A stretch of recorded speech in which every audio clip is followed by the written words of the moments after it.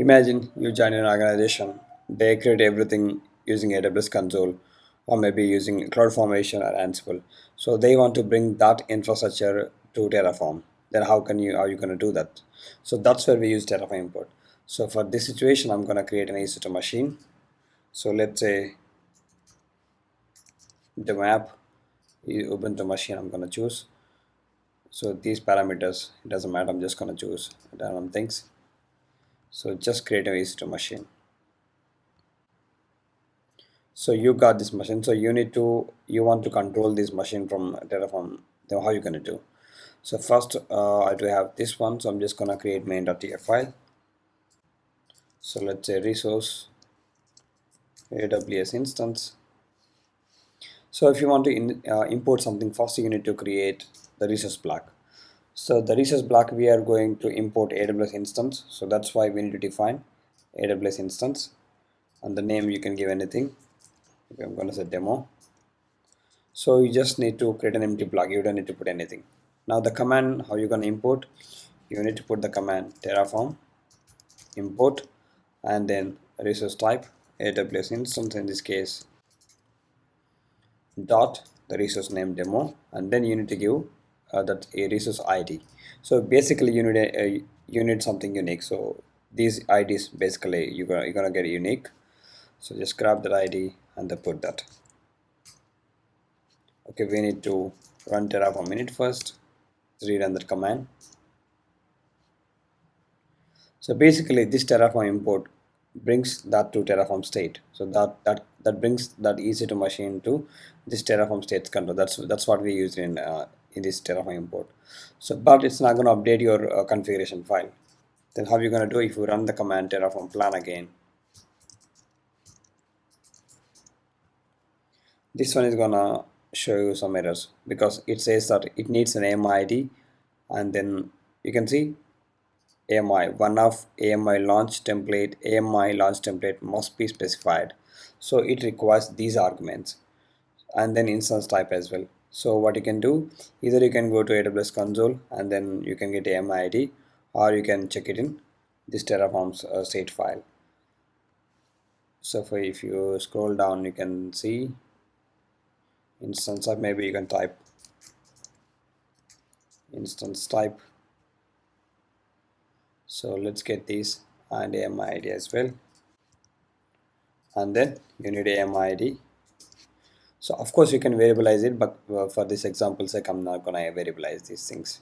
Just grab this ID, and then if you run Terraform apply again, Terraform planner apply, now you're gonna see, you're supposed to see no changes. Of course you need to match those tags and everything because it's gonna bring back, you can see, want to change these tags. So let's add that as well. Are we missing something? Okay, it's tags. That looks good. Let's rerun Terraform plan. Of course, there is a better way. You can use Terraform, or that's a third-party tool, so you can make use of that one as well. So now you can see no change. This is how you can bring. Now if you want to destroy that machine, you can, because you brought everything to Terraform's control. Now you can destroy it.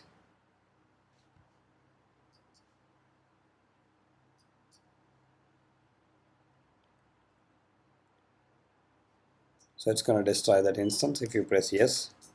Now if you go to AWS console, so you can see it's shutting down. So that's how you can use Terraform import. So now I'm going to create VPC. We already seen how to use data block as well. So I'm just going to show you one more time to understand Terraform import and data block, just to differentiate. So this gives you a clear picture. So I'm just gonna create VPC only. So let's create VPC and other components as well. For instance, project demo, I'm gonna say I don't need any private subnets, no NAT, and just create. So when we imported this Terraform, this EC2 instance, we were able to destroy it as well. Now I'm going to use data block. So I'm just going to comment this out. Let's create VPC. So before creating VPC, I'm gonna say data. I'm not creating VPC actually. I'm just gonna read it. So basically remember this one. So Terraform import to bring resource into Terraform state, and then you can update the configuration files. But data block, it doesn't create or manage, it only reads it. So if you want to create a subnet inside this VPC, so if I refresh it, so we got this VPC. I'm just gonna grab this VPC ID. So let's use data demo VPC, and then you're gonna give its ID. So if you want to create a subnet inside this VPC, you can do that. So what you can resource AWS subnet, and then it resource name. So I'm just gonna say subnet 1, and then it's gonna expect a side block. So for this one, I'm gonna it needs VPC ID. So how can I refer? Data dot the resource type dot and demo the resource name dot ID. So let's save it. It requires VPC side block as well. So I'm gonna go with, if I check in here, the side block. This one we got. So let's give 24. So for instance, maybe 30. I'm gonna use, let's say 40. So now run Terraform apply.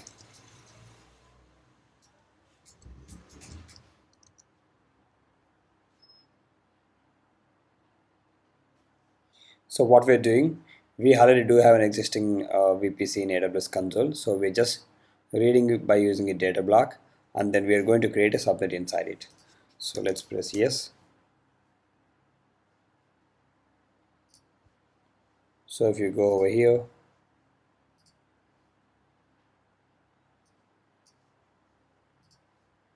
now you can see the subnet because we haven't given any tags. So you can see project demo VPC. That's what we got here. But if I destroy it now,